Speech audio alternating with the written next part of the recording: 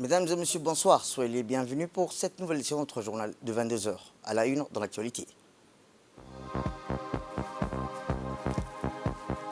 À la une dans l'actualité nationale, le président de la République, son Excellence Ismaël Omar Guelleh, a reçu les lettres de créance de 6 nouveaux ambassadeurs.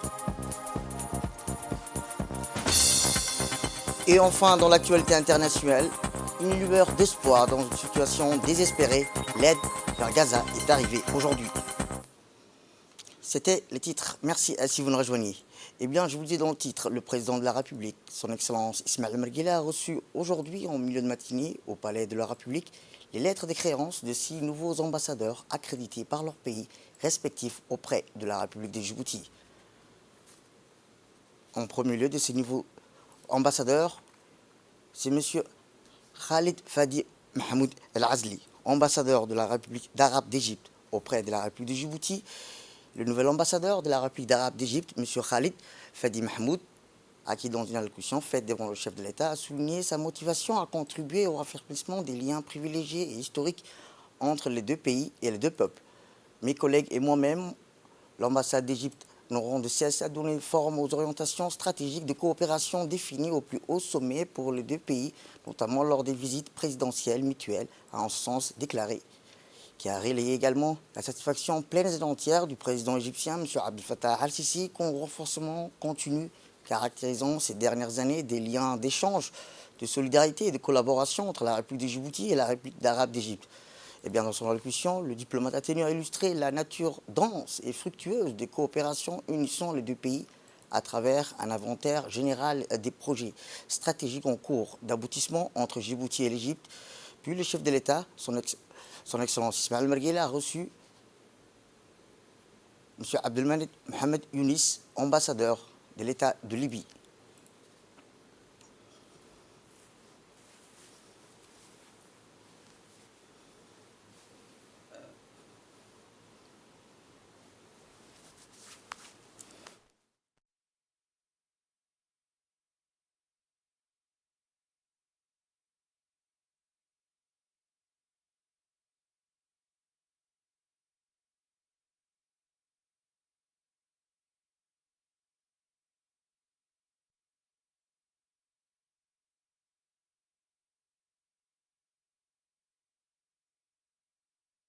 Palais diplomatique, le chef de l'État, son Excellence Ismaël Omar Guelleh, a reçu M. Abdelmalek Mohamed Younis, ambassadeur de l'État de Libye auprès de la République de Djibouti.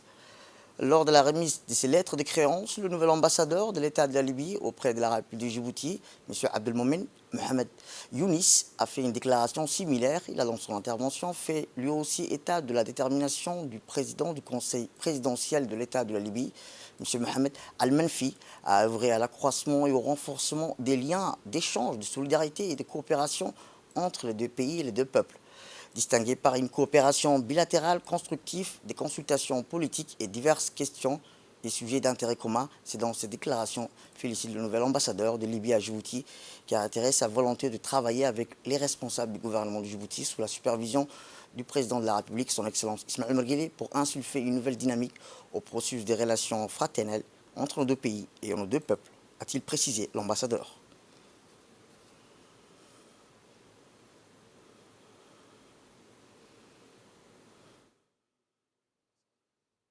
أهداف الشعبين الشقيقين، كما أن يتطلع تحت دعمكما ومساندتكما إلى تعميق العلاقات الثنائية وتعزيز الروابط الشعبية وتعطير سبل التعاون الثنائي في كافة المجالات السياسية والاقتصادية والثقافية، وإلى مستقبل زاهر لهذه العلاقات والروابط ولهذا التعاون في ظل حرص فخامتكم وتوجيهاتكم. تقبلوا فائق التقدير والاحترام، والسلام عليكم ورحمة الله وبركاته.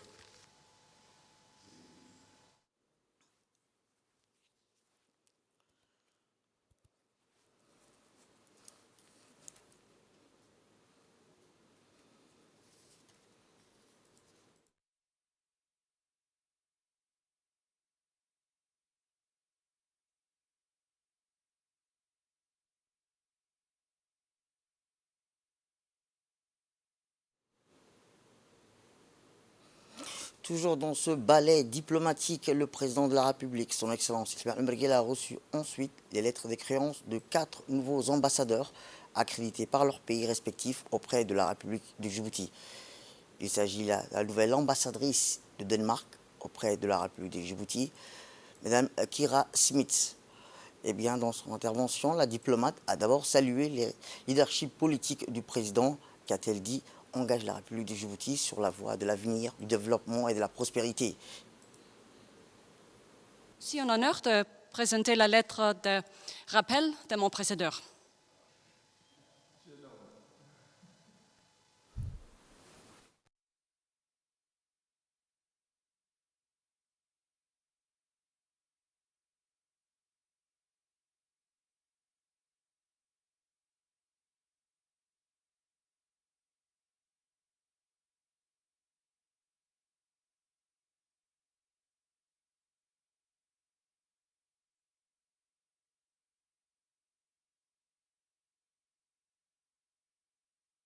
Ensuite, la nouvelle ambassadrice du Finlande a également remis ses lettres de créance au président de la République, son Excellence Ismail Omar Guelleh. Eh bien, au cours de cette audience, la nouvelle ambassadrice a réitéré sa disponibilité à œuvrer au renforcement des relations du partenariat entre la République de Djibouti et la Finlande. Elle a souligné que la coopération Djibouti-Finlande est fondée sur le respect mutuel, la solidarité et un partenariat stratégique bénéfique aux deux pays. Elle a mis en exergue un constat qui lui était particulièrement agréable, celui que la République de Djibouti et la Finlande entretiennent d'excellentes relations d'amitié et une coopération dans différents domaines. Le président de la République, son Excellence Ismail Omar Guelleh, a souhaité aux diplomates de la Finlande la bienvenue. Le chef de l'État a assuré la disponibilité du gouvernement djiboutien à œuvrer à poursuivre la consolidation de leurs relations bilatérales et leur affermissement de l'amitié qui lie nos deux pays et nos deux peuples.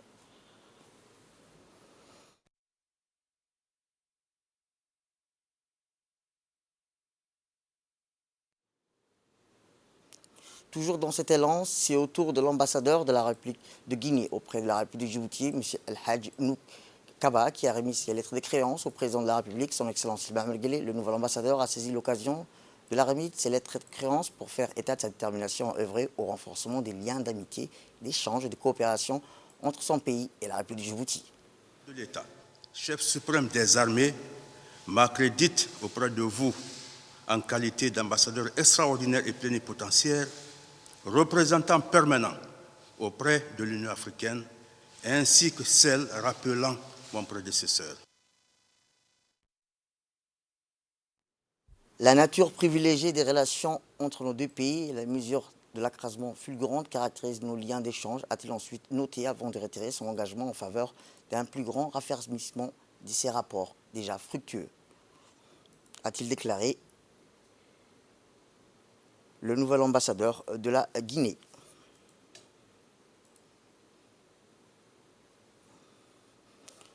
C'est ensuite au tour du nouvel ambassadeur de l'Angola auprès de la République de Djibouti, Miguel César Domingos Bambé, de remettre ses lettres de créance au président de la République. Le nouvel ambassadeur de l'Angola auprès de la République de Djibouti, mais aussi à profit l'audience de la remise de ses lettres de créance pour faire une déclaration. Et dans cette intervention, il a tout à fait d'abord salué le leadership politique du président Guelleh, qu'a-t-il dit, engage la République de Djibouti sur le voie de l'avenir. Il a fait ensuite état de sa motivation à œuvrer au renforcement du partenariat entre la République de Djibouti et l'Angola dans sa dimension politique et de développement. Bien que tous ces diplomates sont des ambassadeurs extraordinaires et plénipotentiaires de leurs pays respectifs auprès de la République de Djibouti, seuls les ambassadeurs de la République d'Arabe d'Égypte et de l'État de la Libye ont le statut d'ambassadeur résident. Chacun de ces diplomates a mis à profit la cérémonie de remise de ces lettres de créance de la République pour se réjouir de la qualité des relations d'amitié et de coopération entre son pays et le nôtre et ses filles. État de ça, le président de la République, son Excellence Ismail Omar Guelleh, a souhaité la bienvenue à Djibouti à chacun de ses diplomates et les a assurés du soutien plein et entier du gouvernement et du peuple de Djibouti pour leur apporter tout l'appui nécessaire à l'accomplissement de leur noble mission. Autre actualité dans ce 22h, c'est aussi le Premier ministre, M. Abdelkader Kamel Mohamed, qui a eu l'honneur aujourd'hui de remettre l'insigne de commandeur dans l'ordre national de 27 juin à Mme Khadija Mohamed Diri, ministre des Femmes et des Droits humains de Somalie, au salon d'honneur de la primature, en présence du ministre de la Justice, du secrétaire général de la primature, de la ministre de la Femme et de la Famille et de l'ambassadeur de Djibouti en Somalie. Eh bien, lors de cette décoration, une importante délégation accompagnée Mme Diriye. Il s'agit de M. Issar Haj Djemali et la ministre de l'État de Hirshibele, Mme Rahma Mohamed Bouli, du ministre de l'État de Djoubland, M. Adar Ismaël Abdullah, de la ministre d'État de Galmoudouk, Mme Oubah Hussein, de la ministre du Sud-Ouest de l'État, Mme Nasra Awais Hussein, et de la directrice du genre au ministère des Femmes et des Droits Humains en Somalie, Mme Saadia Mohamed Nour. Et bien, tout de suite après, la délégation somalienne conduite par la ministre de la Femme et des Droits de l'Homme, Mme Khadija Mohamed Diriye, et accompagnée par la ministre de la Femme et de la Famille, Mme Mouna Ousmane Aden, ont été reçus par le ministre de la Justice et des Affaires pénitentiaires chargé des droits de l'homme, M. Ali Hassan Bahdoun. Eh bien, Mme Khadija Mohamed Diriye a commencé ses propos en remerciant la République du Djibouti d'être toujours aux côtés de son pays. Les deux ministres ont discuté des droits de l'homme et des mutilations génitales féminines qui sont une violation des droits des jeunes filles et de la femme. Le ministre de la Justice, M. Ali Hassan Bahdoun, a déclaré que la République de Djibouti a mis en place un arsenal juridique très sévère pour réprimer ces faits et que par ailleurs, les campagnes de sensibilisation sur ce thème n'ont pas cessé à ce jour. Mme Khadija Diriye, quant à elle, souhaitait qu'il y ait une coopération entre les deux départements dans ce domaine afin de mutualiser les connaissances et expériences. Le ministre de la Justice, M. Ali Hassan Bahdoun, a indiqué qu'à Djibouti, la Commission nationale des droits de l'homme est une entité indépendante et conforme aux principes de Paris, principes reconnus au niveau international et portant sur le statut, les pouvoirs et le fonctionnement des institutions nationales et des droits de l'homme. Rappelons que les hauts responsables du ministère de la Justice ont assisté à la rencontre avec la ministre de la Femme somalienne. Puis tout de suite après, la délégation somalienne conduite par la ministre de la Femme et de la Famille, des droits de l'homme de la République fédérale de Somalie,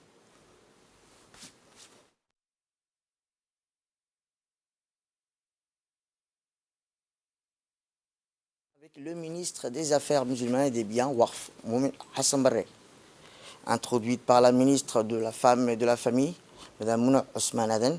La rencontre s'est déroulée en présence de l'ambassadeur de Djibouti à Mogadiscio, en Somalie, M. Mohamed Ibrahim, le ministre des Affaires musulmanes et des biens Warf, et l'ensemble du cadre du ministère ont réservé un accueil de plus chaleureux au ministre de la Femme et de la Famille en Somalie, accompagné par une forte délégation. Et bien après une cérémonie festive et conviviale, une réunion élargie a eu lieu à la grande salle du ministère pour discuter des voies et moyens de renforcer les liens fraternels et d'échanges sur les diverses questions d'intérêt commun.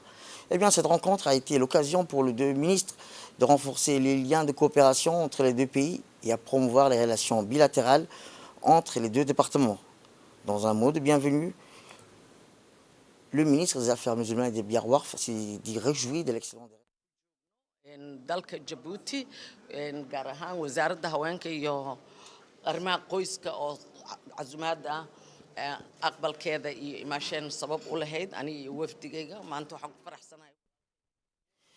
Eh bien, à l'issue de cette rencontre, le ministre des Affaires musulmanes, M. Moumin Hassan Barre, a présenté les différentes réalisations entreprises par son département, notamment l'organisation du Hajj, le rôle de l'Institut Al-Wasatiya, la gestion des biens immobiliers gérés par la direction des biens Warf et de la douane Al-Zaka, ainsi que d'autres projets sous la tutelle du ministère. Pour sa part, la ministre de la Femme et des Droits de l'Homme somalienne, Mme Khadija Mohamed, s'est dit satisfaite à la présentation faite et a salué les efforts consentis et les avancées majeures du ministère des Affaires musulmanes et des biens Warf, ainsi que pour son rôle important aux efforts de la promotion, de la protection des droits des femmes et des enfants. Santé à présent, où le ministre de la Santé, Dr Ahmed Roble Abdili, a présidé une importante réunion de travail dans le cadre de la lutte et la prévention contre les cancers. Ainsi, rappelons-le, la République de Djibouti, à travers le département de la santé, va renforcer dans un futur proche sa capacité à répondre et à lutter contre les cancers avec l'aide de l'Agence internationale de l'énergie atomique. Eh bien, durant leur mission de travail dans le pays sur demande de notre gouvernement, les responsables et les experts de l'Agence internationale d'énergie atomique et l'OMS vont évaluer la prise en charge du cancer. Cette mission à laquelle ont pris part plusieurs experts internationaux vont rencontrer durant ce jour les différents acteurs de la lutte contre le cancer et ainsi visiter les établissements sanitaires publics que privés. Ont assisté à cette rencontre le secrétaire général du ministère de la Santé, M. Mohamed Ali Mohamed, le directeur général adjoint de l'Autorité nationale de sécurité et de sûreté nucléaire, radiologique, chimique et biologique, les responsables et les experts de l'Agence internationale d'énergie atomique basée à Vienne, les équipes de l'OMS ainsi que le haut cadre du ministère de la Santé. Eh bien, l'objectif de cette réunion avec les équipes de l'Agence internationale d'énergie atomique est d'aider le pays dans un premier temps à mettre en place un centre oncologie dédié dans la prise en charge des malades souffrant du cancer, mais aussi de nous aider à former nos médecins généralistes à l'étranger dans les spécialités telles que la cancérologie, la physique médicale et dans les domaines des médecines nucléaires. La République de Djibouti a montré à de multiples reprises qu'il appréciait les avantages qu'offrent les sciences nucléaires dont leur utilisation peuvent améliorer notre système de santé et notamment dans la prise en charge des cancers qui coûtent cher à notre économie avec les évacuations sanitaires à l'étranger.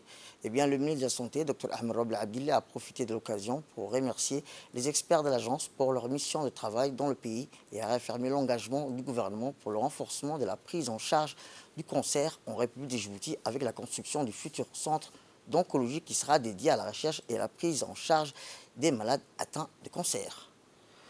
Autre actualité dans ce 22h, c'est aussi cette forte délégation conduite par le directeur général de l'EDR, Dr Abdi Zinebi, composé du directeur général adjoint, M. Hassan Mohamed Kamil, du directeur financier, Ahmed Mohamed Bio, de la directrice des ressources humaines, Mme Bereka Nour, ainsi que d'autres responsables se sont rendus en Chine pour participer à une formation de quelques jours. Eh bien, ce forum coïncide avec le 10e anniversaire de la route de soie en Chine qui a été célébré récemment. Eh bien, au cours de leur séjour en Chine, la délégation a eu l'opportunité de visiter les écoles techniques professionnelles ferroviaires de Zhengzhou de la province de Henan. Dans cette école, au nombre de 13 conducteurs djiboutiens sont formés pour travailler sur un grand chemin de fer reliant les deux pays pour une formation de 6 mois, dont actuellement ils sont à mi-parcours de leur formation. Eh bien, la première liaison ferroviaire transfrontalière électrifiée en Afrique est un projet phare de l'initiative chinoise, la ceinture et la route. La formation consiste sur comment être apte et à gérer leur stress quotidien et à être dur dans l'exercice de leurs fonctions à travers des simulations sur un terrain qui a plus vite et plus vitesse que le nôtre. Rappelons que l'expertise chinoise mettra fin à cette année. Ces jeunes conducteurs, après leur formation, auront l'occasion de prendre en main cette relève.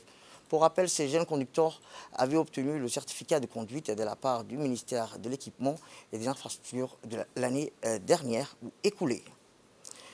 Retour à Djibouti, où le Kempinski Palace Hotel, en collaboration avec la Direction générale de la protection civile, a organisé hier une cérémonie marquant la clôture d'une formation sur la prévention et la pratique des gestes de premier secours dispensés par les éléments de la protection civile au bénéfice des trentaines des employés issus des différents services de l'hôtel. Eh bien, la cérémonie a été coprésidée par le directeur général du Kempinski Palace Hotel et le directeur général de la protection civile, le colonel Mahmoud Dehiye, en présence des personnels formés et leurs formateurs.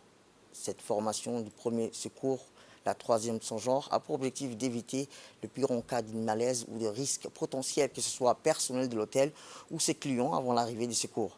À l'issue de cet événement, les personnels bénéficiaires de cette formation ont reçu des attestations de réussite de la main des officiels de la protection civile ou des cadres de l'hôtel. Eh bien, à l'issue de la cérémonie de fin de formation, le directeur général du Kempinski Palace Hotel s'est exprimé devant les invités et ses employés pour remercier le directeur général et les formateurs de la protection civile qui n'ont ménagé aucun effort pour la réussite de cette aventure plus que nécessaire selon lui. De son côté, le directeur général de la protection civile, quant à lui, a remercié le directeur général du Kempinski Palace qui a eu l'initiative de former ses personnels aux gestes de premier secours. Écoutons-le. Je tiens d'abord à vous remercier pour toute la collaboration et le partenariat, mais vraiment très sérieux, que nous faisons avec les pompiers de Djibouti, ici à l'hôtel. En l'espace de quelques années, en fait, on est parti de rien à maintenant une équipe complètement dédiée au secourisme, au feu, à l'évacuation, aux premiers, ce qu'on appelle les premiers secours, oui, et puis surtout, donc les SIAP, c'est-à-dire qu'en fait, grâce à vous, nous avons pu former 3 de nos collaborateurs qui sont aujourd'hui SIAP et qui nous permettent finalement de pouvoir éteindre, si c'est nécessaire, un feu. Profiter de cette tribune que j'ai aujourd'hui pour le relancer à l'ensemble de vos collègues des hôtels de la place de Djibouti et de toutes les entreprises privées pour qu'ils puissent prendre l'initiative conséquent, enrichissant pour votre bien, pour votre personne et pour la protection des gens qui habitent dans votre établissement. Chaque fin de mois, vous fêtez les anniversaires. Pour ceux dont aujourd'hui c'est un anniversaire, je leur souhaite mes meilleurs vœux de bonheur, de prospérité et de santé. Faire l'objet d'une promotion. La réalité étant qu'il y a eu un incendie à la fin de ce mois dernier, si je ne me trompe pas, qui a été bien assaini avant notre arrivée et puis à l'arrivée des pompiers, pour démontrer que les formations que nous souhaitons, que nous faisons ici, pour les agents de sécurité, mais aussi pour l'ensemble de vos personnels qui devaient être faites aussi et continuer à savoir les premiers secours. C'est-à-dire que, uniquement pas dans le cas du travail, mais s'il vous arrive quelque chose chez vous, dans votre propre famille, à l'un de vos enfants, comment secourir? Il ne faudrait pas attendre toujours que les pompiers ne sont pas à 3 heures du matin ni à 1 heure du soir chez vous, dans votre maison. Donc s'il arrive quelque chose à vos enfants, c'est de faire le premier secours et d'appeler les pompiers. Tout à fait autre chose cette fois-ci. L'Agence nationale des personnes handicapées, en collaboration avec le Haut Commissariat des Nations Unies pour le droit de l'homme, a organisé ce matin à l'hôtel de la Cassia un atelier de vulgarisation des recommandations en matière de promotion et protection des droits des personnes handicapées.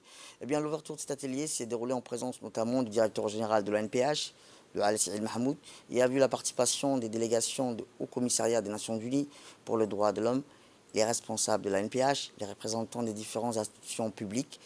Eh bien, cet atelier s'inscrit dans le cadre de l'élaboration d'une politique nationale pour promouvoir et protéger les droits des personnes handicapées dans la République de Djibouti. En effet, cet atelier est consacré à la mise en place d'une recommandation en matière de promotion et protection des droits des personnes en situation de handicap. Le Haut Commissariat pour les droits de l'homme, M. Aganil, a retiré le partenariat de la NPH pour une meilleure prise en charge des personnes handicapées à Djibouti. Aux droits de l'homme, je suis ravi d'ouvrir aujourd'hui cet atelier qui a été organisé conjointement avec la ANPH. Le but de cette journée est notamment de parler de la Convention relative aux droits des personnes handicapées, du comité chargé de surveiller la mise en œuvre par les États partis, mais surtout de vulgariser les recommandations qui ont été émises par ces mêmes comités. Alors c'est un plaisir de voir la participation d'autant d'entités différentes dont les efforts conjoints peuvent contribuer à la promotion et à la protection des droits des personnes handicapées à Djibouti. Et enfin, dans l'actualité nationale, l'association Sunna Al-Haya a organisé aujourd'hui au Kempinski Palace un atelier portant sur une école inclusive pour les enfants à besoins spécifiques présentant des troubles neurodéveloppement. Eh bien, cet atelier s'inscrit dans le cadre du projet d'appui aux personnes vulnérables en situation de handicap pour une meilleure inclusion sociale et économique, financé par l'Union européenne et mis en œuvre par le consortium de l'Église protestante angélique de Djibouti et l'association Sunna Al-Haya. Cet atelier avait pour objectif de participer à l'autonomisation et renforcer les capacités à travers des formations des principaux intervenants opérant dans divers champs disciplinaires qui prennent en charge les enfants à besoins spécifiques, principalement des enfants présentant des troubles neurodéveloppementaux, troubles du spectre, de l'autisme, les diverses touches de l'attention, avec l'hyperactivité. Et l'atelier a vu la participation des représentants des institutions publiques telles que le ministère de l'Éducation, des experts de la santé et des parents d'élèves. L'atelier de ce jour est l'école inclusive au service des enfants à besoins spécifiques présentant des troubles du neurodéveloppement. Alors, comme on le sait tous, l'école est le lieu du savoir et c'est le lieu où se joue notre avenir. Mais malheureusement, certains enfants en sont absents. Cela étant étendu, bien évidemment, à la peur de leurs parents, de les exposer au regard des autres, vu leur différence. C'est parfois aussi la peur de se retrouver dans une école qui n'est pas encore assez accueillante et inclusive.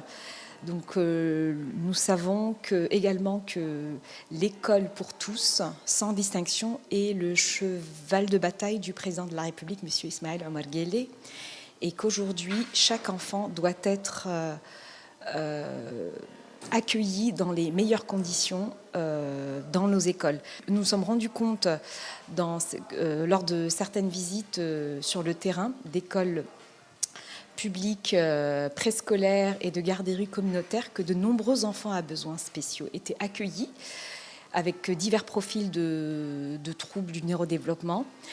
L'équipe éducative était assez disponible, mais parfois mal outillée pour les accompagner. Donc, nous souhaitons vraiment, pour le coup, essayer de sensibiliser la communauté éducative. Alors, la communauté éducative, c'est les enseignants, les parents et également certains professionnels de l'éducation, de la santé, pour pouvoir justement dire que ces enfants, ils sont différents, mais ils apprennent différemment. Mais ils sont, on va dire, éducables.